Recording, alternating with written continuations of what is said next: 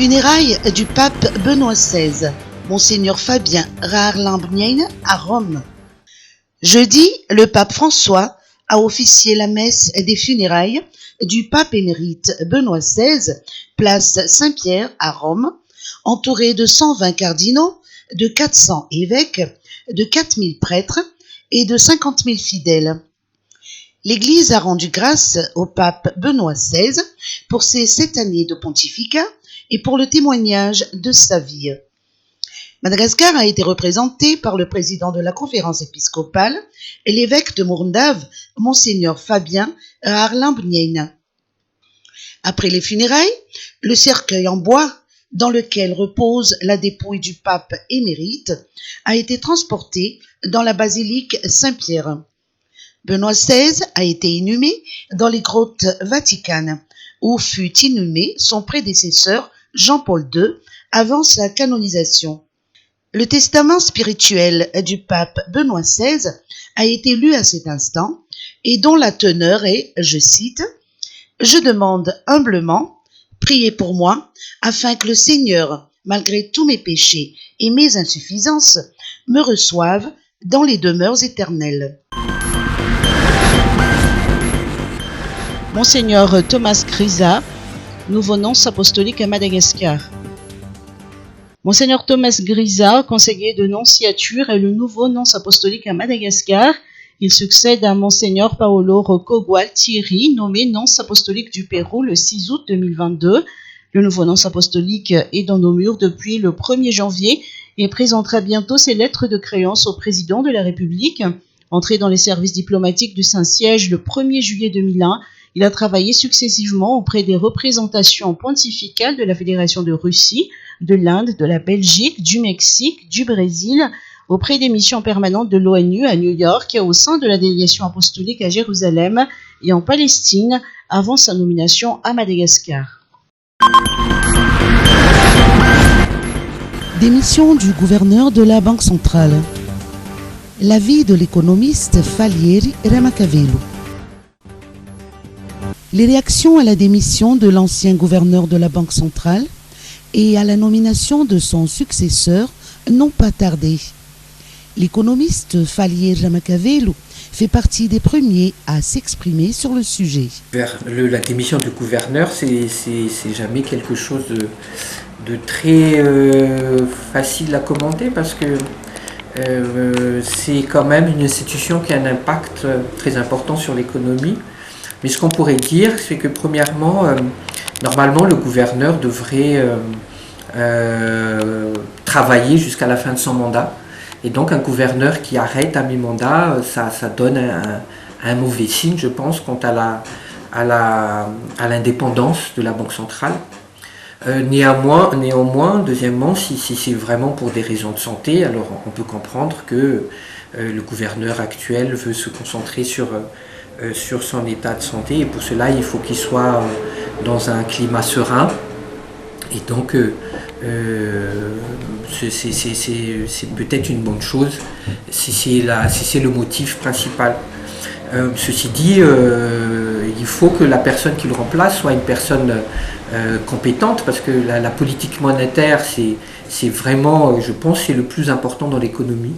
Parce qu'une monnaie, pour qu'une économie puisse fonctionner, il faut avoir une monnaie forte, avec des politiques de financement intéressantes, c'est-à-dire avec des politiques de taux d'intérêt et des taux de change qui correspondent aux fondamentaux de l'économie qu'on souhaite faire dans un pays. Et donc par là, la Banque centrale a besoin de quelqu'un de compétent, quelqu'un d'honnête, et surtout quelqu'un de crédible, parce que si la personne n'est pas crédible, on voit mal comment les différents partenaires pourraient avoir des relations financières sereines avec notre pays. Et j'espère que le profil de celui qui est nommé corresponde à ces profils-là. En ce qui concerne le climat des affaires à Madagascar, Falieri Ramakavelu a mis l'accent sur les enjeux de la décentralisation. Je pense que le climat des affaires va être très très difficile, parce que déjà nous on dépend assez fortement de l'économie au niveau mondial, donc il y a le prix de l'énergie qui augmente, ça impacte beaucoup. Il est peut-être temps qu'on ait notre propre production de pétrole pour ne pas trop dépendre, alors qu'on a du pétrole à Madagascar. Il y a aussi la politique du taux de change qui nous handicape parce que les taux de change sont en train d'augmenter par rapport aux devises étrangères. Donc là aussi, il faut stabiliser. Et un des meilleurs moyens de stabiliser, je pense, c'est d'avoir une réserve d'or importante, puisque l'or aujourd'hui est de plus en plus sollicité pour stabiliser la monnaie. Et puis, je pense qu'il faut aussi de la sécurité. Parce que ce soit juridique ou que ce soit la sécurité physique des personnes pour que les gens puissent travailler dans un climat serein. Je pense que dernière chose, il faut que la décentralisation est quelque chose de très très important. Les gens doivent vraiment comprendre que sans décentralisation, il n'y a pas de développement pour chaque localité de Madagascar. Il y a un vrai développement, c'est pas seulement l'augmentation du PIB, c'est surtout que chaque Fouktan ait à manger, puisse éduquer ses enfants, puisse avoir des hôpitaux ou des dispensaires pour que chaque Fouktan vive bien.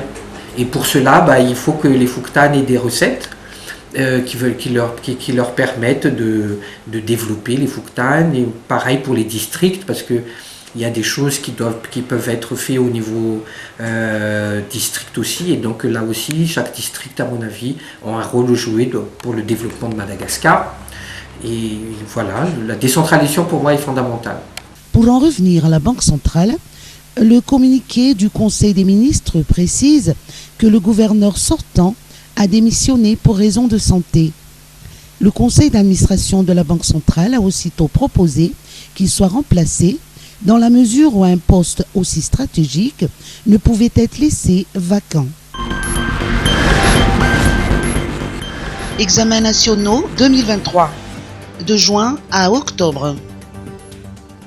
Le calendrier des examens pour cette année scolaire, publié hier par le ministère de l'Éducation nationale, indique la tenue de tous les examens nationaux entre juin et octobre.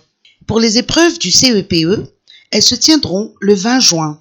Les inscriptions seront ouvertes du 23 janvier au 24 mars à 16h. Pour le BEPC, c'est du 3 au 6 juillet. Les inscriptions seront ouvertes du 30 janvier au 31 mars.